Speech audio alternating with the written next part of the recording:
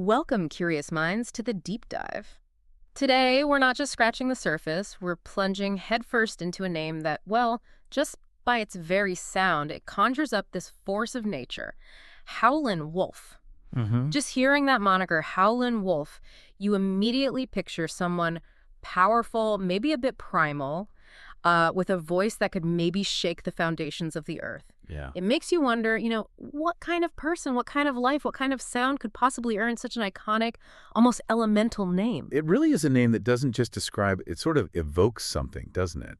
It suggests a presence that's, well, beyond the ordinary, hinting at a life lived with this intensity that, frankly, few could match. It's almost like a mission statement in itself. Absolutely, it really is. So Yeah. prepare yourselves because we're embarking on a deep dive into the extraordinary life and monumental legacy of Chester Arthur Burnett, the man far better known, of course, as Howlin Wolf.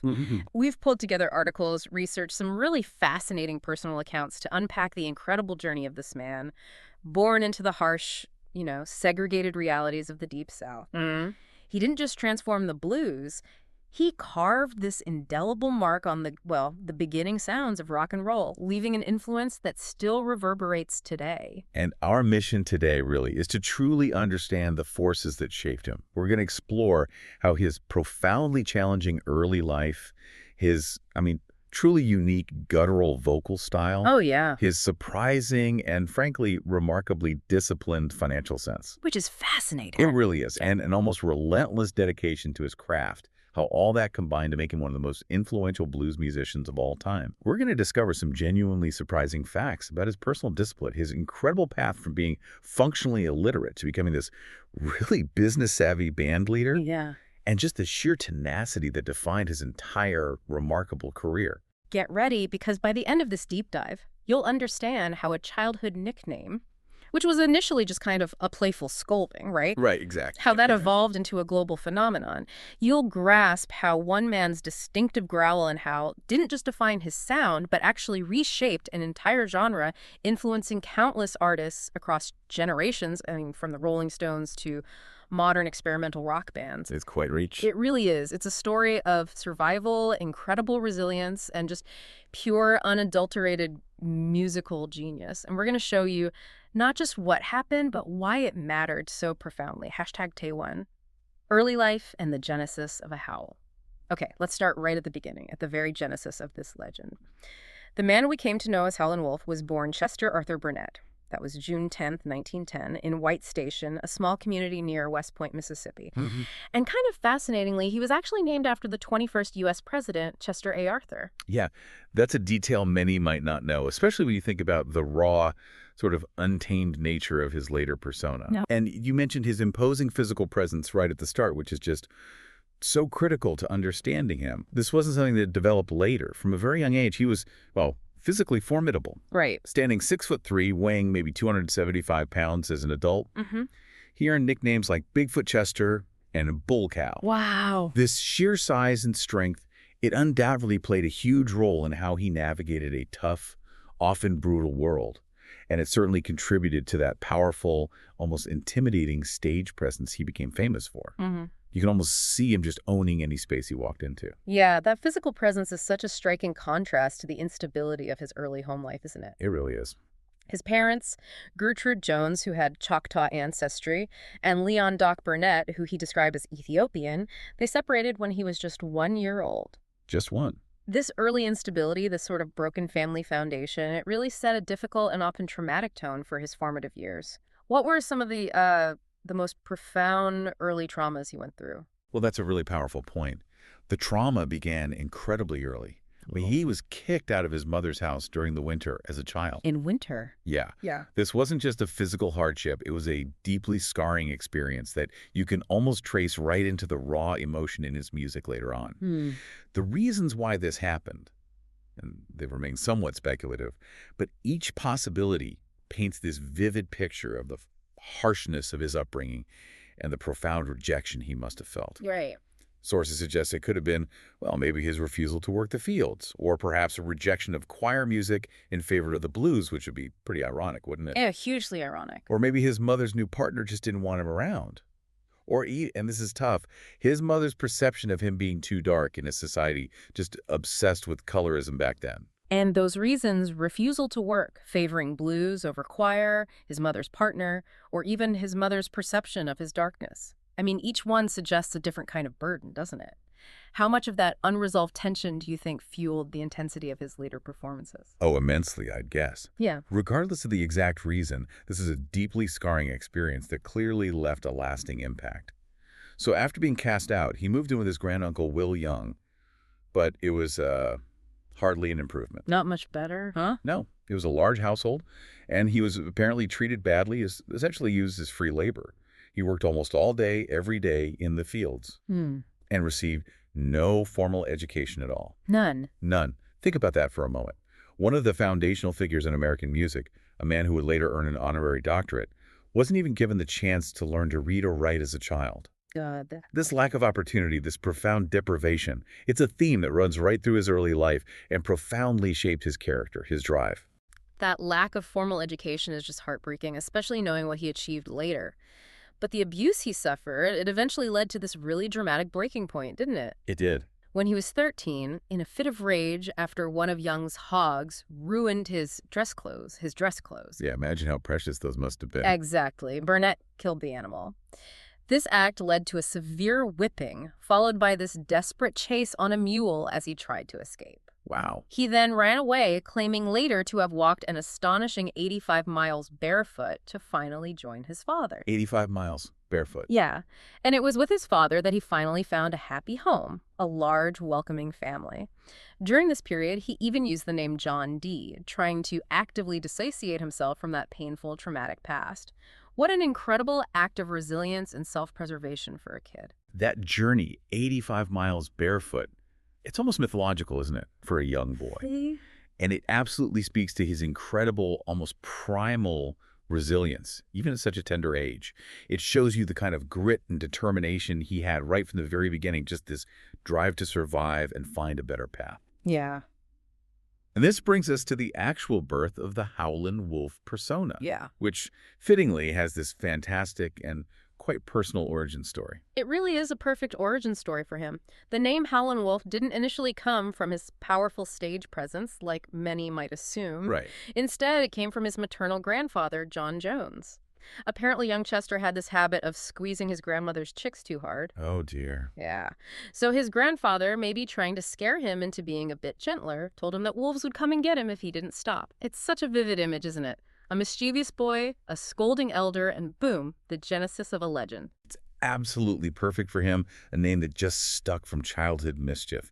And the actual sound of the howl, that came from a fascinating musical evolution, too. He was heavily influenced by the country singer Jimmie Rodgers. The father of country music. Exactly. Known for his distinctive blue yodel. And Burnett initially tried to emulate Rodgers' yodel, but as he himself famously put it, I couldn't do no yodeling, so I turned to howlin', and it's done me just fine. Love that. It wasn't just a clever nickname, you see. It was a descriptor of his unique, raw, guttural vocal style that would become his absolute trademark. It's almost as if his voice naturally found its most authentic, most powerful expression through that untamed, almost animalistic sound.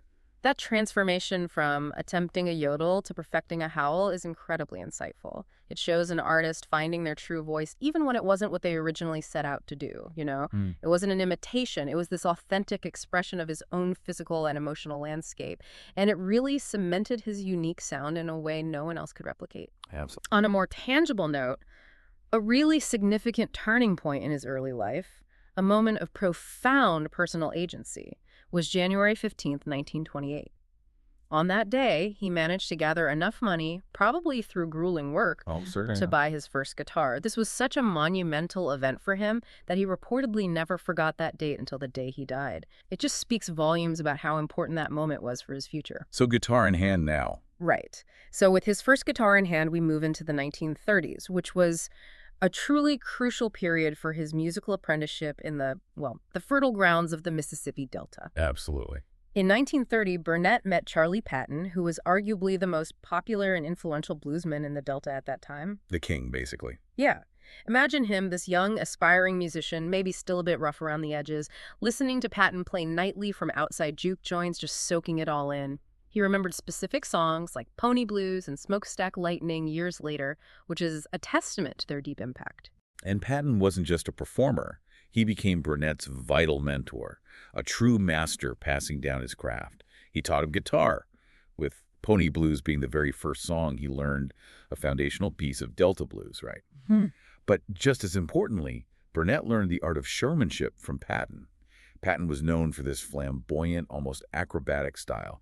He was described as turning his guitar over backwards and forwards and throw it around over his shoulders, between his legs, throw it up in the sky. Wow, really theatrical. Totally. These were audacious tricks that Howlin Wolf would incorporate throughout his own career, transforming him into this captivating, almost theatrical, live performer. It was like a complete education, not just in music, but in stage presence. That's incredible. Not just the music, but the stagecraft. It's Sure. fascinating how he absorbed not just the musical notes, but the entire performance artistry. This blend of raw sound and theatricality must have been just electrifying to see. Oh, I bet. Beyond Patton, he was also soaking up influences from a whole pantheon of other blues greats of the era. You got the Mississippi Sheiks, Blind Lemon Jefferson, Muraney, Lonnie Johnson, Tampa Red, Blind Blake. The list goes on. It really does. He even mastered songs like Jefferson's Matchbox Blues.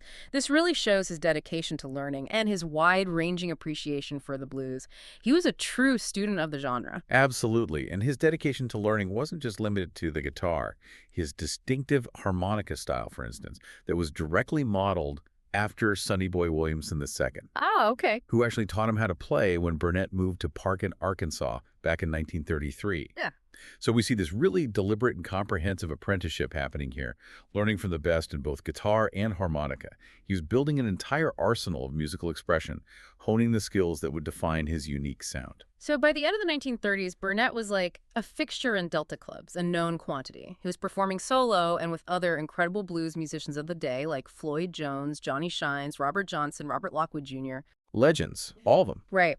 He was often equipped with his harmonica and an early electric guitar, already kind of pushing the boundaries of the acoustic Delta sound, hinting at that electric future. But it wasn't all just music and camaraderie. He faced some seriously personal and dangerous challenges during this time. The Deep South was just a perilous place for a black man, and that reality manifested in a particularly grim incident. That's a crucial point, and it truly underscores the raw, perilous realities of life for a bluesman in that era.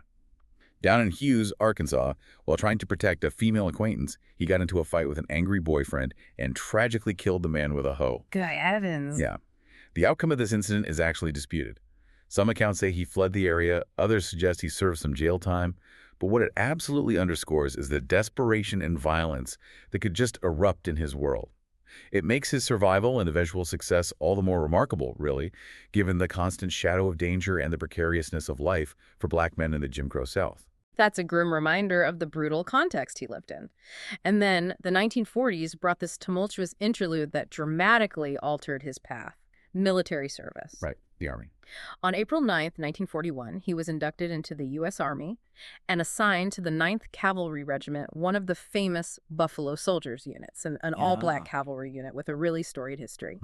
Interestingly, he later stated that plantation workers, whom he had refused to work for, were the ones who alerted military authorities to his presence. So even his induction had this element of, like, forced labor and resentment behind it, a continuation of the oppression he faced. Yeah, and his Army experience was profoundly challenging, particularly because of that lack of formal education, which came back to haunt him in a really brutal way. How so? Well, basic training involved long hours of just menial work. At Camp Blanding, Florida, he was assigned to kitchen patrol, cooking by day, playing guitar by night. Ah, of course. Later, he played guitar on the mess hall steps at Fort Gordon, Georgia, where a young James Brown, The James Brown. who was shining shoes and performing buck dances there, actually heard him play for the first time. Can you just imagine that historical confluence? A young James Brown unknowingly witnessing the raw power of the wolf. A moment of unrecorded but utterly foundational musical cross-pollination. What an incredible, almost cinematic moment in music history. Unknowingly witnessing a legend who would, in turn, influence other legends.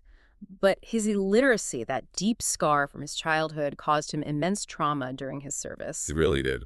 He was sent to a tutoring camp in Tacoma, Washington, assigned the complex task of decoding communications. Because he was functionally illiterate, he was repeatedly beaten by the drill instructor for his errors. Beaten? Oh, my God. Yeah, this horrific ordeal led to uncontrollable shaking fits, dizzy spells, fainting, mental confusion. It truly highlights the profound impact of his lack of formal education and the brutal, dehumanizing treatment he endured simply for a deficiency that wasn't even his fault. It's just heartbreaking, isn't it? And it's such a telling detail about the physical and psychological cost of that early deprivation. So, after an evaluation at an Army mental hospital, Burnett was found unfit for duty and honorably discharged on November 3, 1943. His reflection on the experience, though, sums it up. The Army ain't no place for a black man. Just couldn't take all that bossing around, I guess. The Wolf's his own boss. Wow. That perfectly captures his fierce, unyielding independence and his deep-seated desire to control his own destiny, to never be subjugated again. That quote just screams Howlin Wolf. It really does. So after the Army, he returned to his family near West Memphis, Arkansas. He helped with farming, but crucially, never stopped his music. He kept performing, drawing on all those influences and experiences. Right. Then in 1948, he took a significant step, maybe emboldened by his Army experience and that desire to be his own boss. He formed his own band. This was a pivotal moment for his career, Yeah. marking his true emergence as a leader. His band featured guitarist Willie Johnson and Mad Guitar Murphy and harmonica player Junior Parker. Wow, some lineup. Seriously. This marks a crucial step in formalizing his musical enterprise, beyond just playing with others. He was now a band leader, shaping his own sound and vision. And to expand his reach even further, radio station KWEM in West Memphis began broadcasting his live performances, a powerful tool for building a local following back then. Big deal. Huge. He also occasionally sat in with Sonny Boy Williamson II on KFFA in Helena, Arkansas, broadening his local exposure and honing his craft even more, connecting with other giants of the blues. Okay, so with his band formed and his sound really growing, we've arrived at a truly defining chapter, the chess years. The big time. Exactly. This is where Howlin Wolf's sound just exploded from regional popularity to a national and eventually international force, truly helping to shape the electric blues as we know it. The story of his discovery, kind of typical of the era, is legendary. In 1951, a 19-year-old freelance talent scout named Ike Turner, Yep, that Ike Turner. already a formidable musician himself, heard Howlin Wolf perform in West Memphis. This encounter was absolutely pivotal, a true turning point that would redirect the course of blues history. It was a total game changer. Turner quickly brought Wolf to record for Sam Phillips at Memphis Recording Service, which of course would later become the iconic Sun Studio, Right. and also for the Bihari brothers at Modern Records. Phillips, a man with an incredible ear for raw talent, was just utterly captivated by Wolf's intensity. He famously said, "God, would it be worth on film to see the fervor in that man's face when he sang? His eyes would light up, you'd see the veins come out on his neck, and, buddy, there was nothing on his mind but that song. He sang with his damn soul." Wow, what a quote. Isn't it? Yeah. That captures the visceral, almost spiritual power of Howlin Wolf's performance. Yeah. You can just feel the energy he commanded. You really can. You can almost see him there in that studio just pouring everything he had into those early recordings. Howlin Wolf quickly became a local celebrity in Memphis, a powerhouse. His first singles, Moanin' at Midnight and How Many More Years, were released on Chess Records, while others, like Riding in the Moonlight, came out on Modern's RPM Records. He was hot property, you know. Two labels vying for his singular talent, which is a testament to his immediate impact. And that competition, it resolved itself pretty quickly, showcasing the shrewd business sense of the Chess brothers. Right. In December 1951, Leonard Chess successfully secured Howlin Wolf's exclusive contract. At Chess's urging, Wolf made the momentous decision to relocate to Chicago in late 1952. Big move. Huge. This move wasn't just a change of address. It was a fundamental geographical and stylistic shift that would define the very sound of electric blues. Chicago became the new home for his powerful, electrified sound, where it could truly flourish in that bustling urban environment. Once in Chicago, Wolf didn't just show up and expect things to happen. He immediately set about assembling an all-star band, really demonstrating his leadership and discernment. Yeah, he knew what he wanted. He recruited Jody Williams as his first guitarist. then, crucially, persuaded Hubert Sumlin to leave Memphis and join him. Sumlin's style, described as understated solos and surprisingly subtle phrasing. Which is perfect for Wolf's voice. Exactly. It became the perfect, almost telepathic complement to Wolf's booming, guttural voice. That lineup became absolutely legendary in the blues world, a true partnership that defined his sound. And this is where we see his unique character and that shrewd business acumen truly shine, something that really set him apart from so many of his contemporaries. Yeah, tell us about that. Howlin Wolf was known for a policy that was just almost unheard of among band leaders of the era. He paid his musicians well and on time. That alone is huge. It is. But he even went as far as providing unemployment insurance and Social Security contributions. No way, back then. Yeah. This wasn't just generous. This was a revolutionary practice for a black band leader in the 1950s. Most blues musicians of this era were systematically exploited by record labels, by managers, often dying penniless.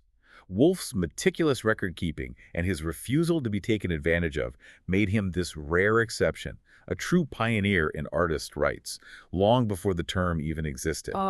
It speaks volumes about his understanding of loyalty, professionalism, and the value of his own labor, a direct contrast to his own early hardships and the systemic exploitation he witnessed and endured. That's a huge point. It wasn't just about having money. It was about wielding financial independence as the shield against the very forces that had marginalized so many others in the industry. Exactly. It allowed him to attract his pick of available musicians and maintain one of the best bands in the business, which directly impacted the quality of his sound, giving him artistic control. Right. And a key collaborator during this period was Willie Dixon. The songwriter. Yep. Hired by the Chess Brothers in 1950, he became Wolf's primary songwriter, penning some of his most iconic tracks. And apparently, there was also this intense, almost legendary rivalry with Muddy Waters, who was another chess star. Ah, the rivalry. Oh yeah, that rivalry was palpable. Friendly maybe, but fierce competition that pushed both artists to excel. Dixon reportedly used reverse psychology on Wolf sometimes. How so? He'd introduce songs as if they were written for Muddy Waters to make Wolf accept them.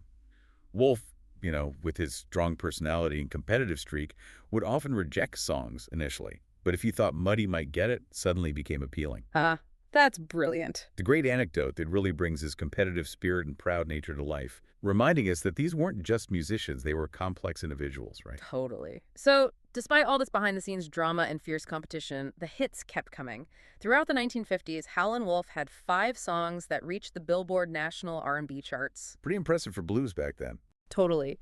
Moanin' at Midnight peaked at number 10. How Many More Years hit number 4, which is a significant achievement for a blues track. Who Will Be Next at number 14, Smokestack Lightning at number 8, and I Asked for Water, She Gave Me Gasoline, also at number 8. Those are some serious chart successes for a blues artist at the time, indicating his widespread appeal beyond just regional fans. Absolutely. A testament to his undeniable raw appeal that resonated with a broad audience. His debut LP, Moan in the Moonlight, came out in 1959, compiling these previously released singles and really solidifying his place as an album artist. But the early 1960s brought forth even more classics, songs that would become pillars of blues and rock music. He recorded many of his most famous songs during this period, despite often getting little to no radio play outside of specialist programs. Right. Think about tracks like Wang Dang Doodle, Backdoor Man, Spoonful, The Red Rooster, I Ain't Superstitious, Going Down Slow, and Killing Floor, many penned by Willie Dixon.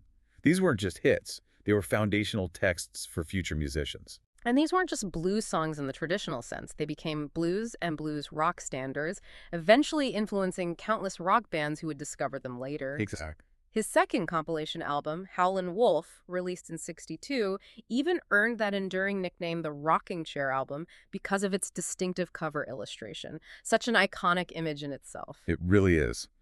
These records were laying the groundwork for something much bigger than just the blues charts. They were shaping the sonic landscape of an entire generation of musicians to come. #Tag4. Global recognition and enduring influence on rock. Okay, so with these seminal records under his belt, let's talk about how Howlin Wolf broke out onto the global stage, bridging that gap between the blues and the burgeoning rock scene, truly becoming a worldwide phenomenon. During the blues revival of the 50s and 60s, this fascinating and critically important shift occurred.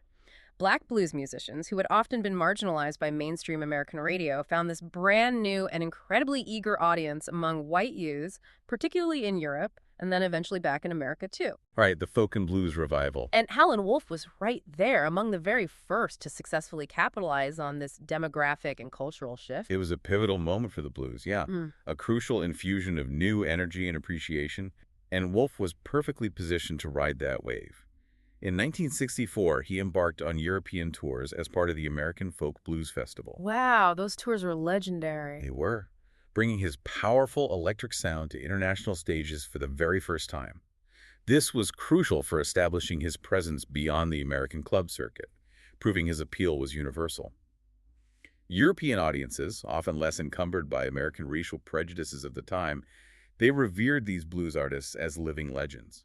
And here's where it gets really fascinating for rock fans, truly connecting the dots between blues and the British invasion. In 1964, the Rolling Stones, already huge rock and roll titans, Already massive. recorded his song Little Red Rooster, and it shot to #1 in the UK charts. #1. This instantly highlighted the crossover appeal of his material and introduced his work to millions of new listeners who might never have sought out blues records otherwise. It was like a direct pipeline from the Delta to the global pop charts, courtesy of a band who openly idolized him. And that connection deepened dramatically and very visibly in 1965, right at the peak of the British invasion. The Rolling Stones were set to appear on ABC TV's rock music show, Shindig. Oh, yeah, I remember Shindig. Right. But they insisted, as a non-negotiable condition of their appearance, that Howlin Wolf be their special guest. They insisted. They insisted. Can you imagine the shockwaves through American living rooms? Here were these sort of clean-cut British invaders, essentially bowing down to this powerful primal bluesman, validating the very roots of rock and roll for a mass audience who might never have listened to blues otherwise. With the Stones literally sitting at his feet, almost reverently, Wolf delivered this impassioned, electrifying performance of How Many More Years to millions of television viewers. This wasn't just his network TV debut. It was a powerful, undeniable moment of cultural exchange, showing the world the profound debt rock and roll owed to the blues. That must have been an absolutely electric and deeply symbolic moment. Talk about a passing of the torch, or maybe more accurately, a recognition of where the fire came from, right? Exactly, yeah. Later in his career, Wolf also explored some interesting collaborations and experimentations, showing he wasn't afraid to try new things, even as his health started to decline, always pushing his sound. He certainly wasn't, which speaks to his restless artistic spirit. In the late 60s and early 70s, he recorded albums with other established musicians, constantly seeking new avenues for his sound. One notable collaboration was the Super Blues Band in 1968. What a title. Isn't it? Featured blues giants Bo Diddley and Muddy Waters. That was a true powerhouse gathering of legends, an almost unimaginable collection of talent on one record, proving his standing among his peers. But then came a really experimental and, frankly, quite controversial album, the Howlin Wolf album in 1969. Yes, the psychedelic one. Right. This record integrated psychedelic rock and even free jazz musicians like Gene Barge and Pete Cozy. It was explicitly designed to appeal to the hippie audience of the time. Or so the label thought. Exactly. And it had this incredibly bold, almost confrontational cover. It proclaimed, in large black letters, "This is Howlin Wolf's new album. He doesn't like it. He didn't like his electric guitar at first either." Huh. Can you believe that? Chess co-founder Leonard Chess himself admitted this negativity was a bad idea for sales that completely backfired. But it shows his willingness to try new things, even if he personally didn't love the outcome or the marketing strategy, which is pretty fascinating for an artist of his stature. It really speaks to the changing musical landscape of the late 60s and the sometimes misguided attempts by labels to adapt classic artists to new trends. While maybe a commercial misstep, it still demonstrates his openness to new sounds, a characteristic often overlooked. A much more acclaimed international collaboration followed with the London Howlin Wolf Sessions in 1971. Ah, the London Sessions. Yeah. For this, he was backed by a stellar lineup of British rock musicians, including Eric Clapton, Steve Winwood, Ian Stewart, Bill Wyman, and Charlie Watts. Basically the cream of British rock royalty. Dream team. Totally. This album proved more successful with British audiences than American, further highlighting his continued international appeal and the deep respect he commanded from these rock giants who recognized him as a foundational influence. It was kind of a reunion, wasn't it, with the students playing alongside their master? That's a blues rock dream team right there, yeah. Yeah. A testament to his unparalleled influence. His final studio album, The Backdoor Wolf, came out in 1973. It was composed entirely of new material and recorded with his regular stage band. It was noticeably shorter, though, just over 35 minutes, which was really a reflection of his rapidly declining health, which, as we'll discuss next, was becoming this significant and tragic factor in his life, making every single performance a Herculean effort. Yeah, the physical toll was immense by then. So beyond the towering stage presence and the thunderous howl, Howlin Wolf was this man of remarkable personal discipline and growth. This is an aspect of his life that truly sets him apart. It really does. He was known for his disciplined approach to personal finances, which was, as you said, a rare and striking distinction for a black bluesman of his era who often faced exploitation and lived hand to mouth.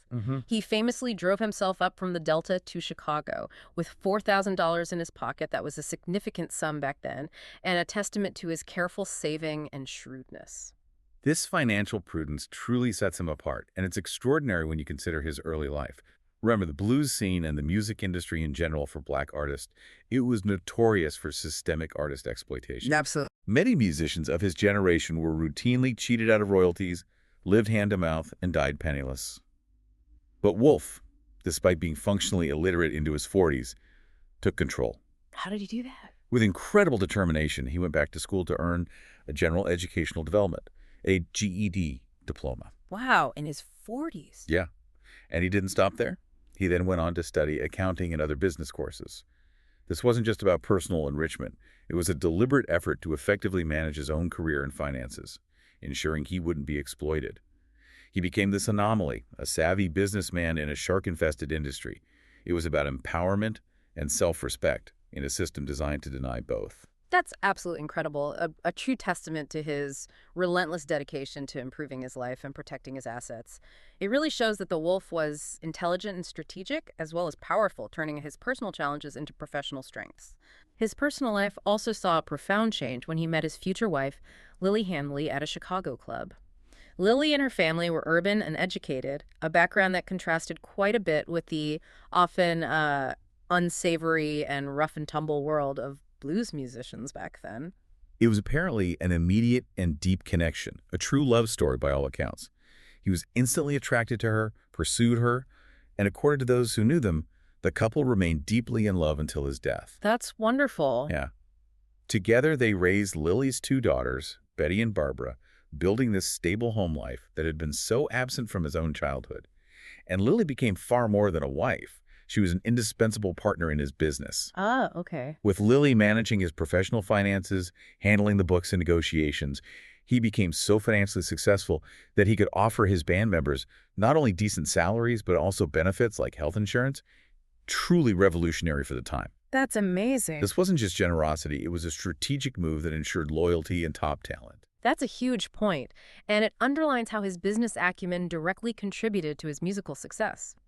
This enabled him to attract his pick of available musicians and maintain one of the best bands in the business, which directly impacted the quality and consistency of his sound. Exactly. And despite his financial success, he was never extravagant, right? Famously driving a Pontiac station wagon instead of some flashy luxury car. Yeah, very grounded. It speaks volumes about his practical mindset. And on a side note, his great nephew, the West Coast rapper Scheme, carries on a family connection to music today, showing his influence spanning generations and genres. That's a fascinating lineage. However, despite his personal triumphs, financial stability, and artistic achievements, Burnett faced this fierce and prolonged battle with declining health in his later years. It's a tragic arc, really, given his immense vitality. It really is. He suffered his first heart attack back in 1969. And it's this really dramatic incident. His guitarist and longtime loyal companion, Hubert Sumlin, actually revived him by ramming a 2x4 into his back when Wolf collapsed against the dashboard. A 2x4. Seriously. Seriously. Can you imagine the sheer terror and the desperate loyalty needed to do that? What an incredible testament to their bond and how close Wolf must have been to death even then. Wow, that's an incredibly intense and harrowing story. It speaks to the brutal conditions and the deep, almost familial loyalty within his band. Yeah. And just 3 weeks later in Toronto, he experienced additional heart and kidney problems. But incredibly, despite the dire warnings from doctors, he refused an operation, stating with that characteristic Wolf stubbornness that he needed to keep working. Of course he did. This just illustrates his unwavering commitment to his music and livelihood, even in the face of serious, life-threatening medical warnings. The show had to go on for him. His dedication was unyielding, almost superhuman. But fate dealt another cruel blow. A devastating car accident in 1970 Oh, yeah, the car accident? sent him flying through the windshield, causing extensive, irreparable damage to his kidneys. For the rest of his life, he received dialysis treatments every 3 days, a monumental burden, often administered by his devoted wife, Lily, at home. This was a physical and emotional toll that few could endure, let alone continue to perform under. Absolutely. His health continued to worsen during the London Howlin Wolf sessions in May 1970, which must have been an incredible challenge to complete, given his condition. Yeah, I can only imagine. A year later, he suffered yet another heart attack, kidney failure, high blood pressure. I mean, the list just went on. By May 1973, he was back performing testament to his iron will. But his band leader, Eddie Shaw, had to limit him to just 6 songs per concert due to severe health concerns. Only 6 songs. Wow. Can you imagine the sheer willpower, the raw internal fire needed to continue performing under those excruciating conditions, knowing each howl might be his last? Almost unimaginable. It truly is a testament to his indomitable spirit, his profound connection to his music and his fans. That unwavering commitment to his craft, even through such profound pain and decline, is utterly inspiring. His last public performance was in November 1975 at the International Amphitheater in Chicago, sharing the bill with other legends like B.B. King, Albert King, and Luther Allison. Truly a gathering of giants. And what a farewell it was. He delivered an unforgettable performance, even reportedly crawling across the stage during Crawling King Snake, receiving a 5-minute standing ovation from an audience just deeply moved by his raw courage and enduring power. Wow. Paramedics actually had to revive him backstage after the show. Oh, my goodness. A vivid and poignant picture of a man giving absolutely everything he had, right up to the very end, leaving every last ounce of his spirit on that stage. A truly powerful and symbolic exit from the stage, embodying the very essence of the bluesman. In January 1976, he checked into the Edward Hines Jr. Veterans Administration Hospital for kidney surgery. 3 days before his death, a carcinoma was found in his brain, a devastating final diagnosis. Oh, no. He passed away on January 10, 1976, at the age of 65, from a combination of the tumor, heart failure, and kidney disease. He was buried in Oak Ridge Cemetery, Hillside, Illinois, with his gravestone etched with an image of a guitar and harmonica, a truly fitting, humble, and poignant tribute to a life utterly devoted to his music and his profound contribution to American culture. What an extraordinary, challenging, and ultimately triumphant journey. Now, let's talk about the colossal, enduring legacy of Howlin Wolf. He is, unequivocally regarded as one of the most influential blues musicians of all time. No question. He was at the absolute forefront of transforming the rural acoustic Delta blues of the South, that raw, unamplified sound, into the electric urban Chicago blues that became so iconic and influential around the world. And the musical transformation wasn't static either. It evolved dynamically with his bands and his collaborators. His early sound with Willie Johnson was described as aggressive, featuring raucous, distorted guitar playing that perfectly matched his raw vocals. Later, when the more subtle and innovative Hubert Sumlin joined, his sound became less overtly aggressive, characterized by angular riffing and wild soloing, adopting that distinctive, driving Chicago blues backbeat.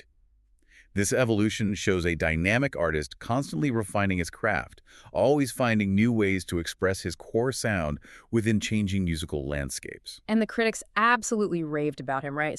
Struggling to find words that captured his unique intensity.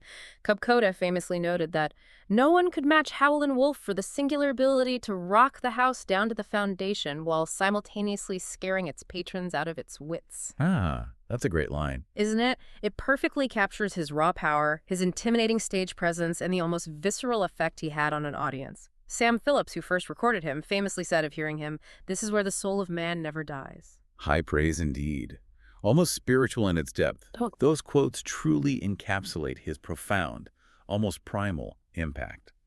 Wolf also played various guitars throughout his career, adapting to the evolving electric blues sound, including an Epiphone Casino, Fender Coronado, and a Gibson Firebird V. Right. But it's his K161 Thin Twin, used in his earlier years, that now resides in the Rock and Roll Hall of Fame in Cleveland, Ohio. Oh, cool. Yeah, a tangible piece of his history preserved for posterity, representing the instrument that helped amplify his howl. His accolades and honors are just extensive, cementing his undeniable place in music history. In 1972, in a full-circle moment that must have been incredibly moving for him, he was awarded an honorary Doctor of Arts degree from Columbia College in Chicago. Yeah, quite a journey for a man who started functionally illiterate, beaten for his inability to read. It's a powerful symbol of his triumph over adversity. A truly remarkable and richly deserved recognition. His recording of Smokestack Lightning was inducted into the Grammy Hall of Fame in 1999, recognizing its qualitative or historical significance as a cornerstone of American music. And he's a pillar of the Rock and Roll Hall of Fame, rightly inducted in 1991 as an early influence. 3 of his songs, Smokestack Lightning, Spoonful, and The Red Rooster, are even listed in the 500 songs that shaped rock and roll, illustrating his direct impact on the genre. That's incredible. His music isn't just influential, it's literally a building block of rock and roll. He was posthumously inducted into the Blues Hall of Fame in 1980 as musician, and then again in 2020 for his comprehensive album, The Chess Box Howlin Wolf, which is an essential collection if you want to dive deep. A tip. He's also in the Memphis Music Hall of Fame, the Mississippi Musicians Hall of Fame, and the Hall of Fame in his hometown of West Point, Mississippi. Talk about widespread, multifaceted recognition across the country. And it goes even further, right? Into the fabric of American culture, the U.S. Postal Service issued a 29-cent commemorative postage stamp depicting Howlin Wolf back in 1994, placing him alongside other American icons. Yeah, that's pretty cool. In his birthplace, West Point, Mississippi, the Howlin Wolf Blues Museum opened on September 1st, 2005, and hosts an annual festival, ensuring his memory is kept alive and celebrated in the very place he began his difficult journey. That's great to hear. And to further preserve his legacy and inspire future generations, the Howlin Wolf Foundation, a nonprofit, was established to provide music scholarships and support blues programs, showing how his influence extends into educational and community work. He truly left a lasting institutional mark. Absolutely. And for rankings, Rolling Stone magazine ranked him number 54 on its list of the 100 greatest artists of all time in 2011, and number 59 on its 200 greatest singers of all time in 2023. These are massive honors, placing him firmly among the pantheon of musical giants, even decades after his passing. And his influence continues to resonate in modern music, demonstrating the timeless power of his artistry. The experimental rock band Swans, for instance, performed a song titled Just a Little Boy for Chester Burnett on their 2014 album To Be Kind. Oh, interesting. With lead singer Michael Gira explicitly emulating Burnett's howling style. This demonstrates that his powerful vocal technique and raw emotional delivery continue to inspire contemporary artists across genres and generations, proving his enduring impact long after his lifetime. He remains a benchmark for raw, authentic expression. #outro. And that brings us to the end of our deep dive into the extraordinary life of Howlin Wolf. We've journeyed through the incredible, often harrowing life of Chester Arthur Burnett, from a childhood marked by poverty, illiteracy, and profound hardship in rural Mississippi to becoming the towering, iconic figure known worldwide as Howlin Wolf. You've seen how his utterly unique voice, his self-taught discipline, his surprising business acumen, and his just unwavering spirit not only defined a genre, but also broke through racial and geographical barriers to influence musicians across the globe. His transformation of the acoustic Delta blues into the electrified, visceral sound of Chicago blues, his unforgettable, almost frightening stage presence, and his remarkable business savvy, all of these elements culminated in a legacy that continues to resonate with undeniable power. He truly transcended his circumstances to become something monumental, carving out his place in history through sheer force of will and a sound that just could not be ignored.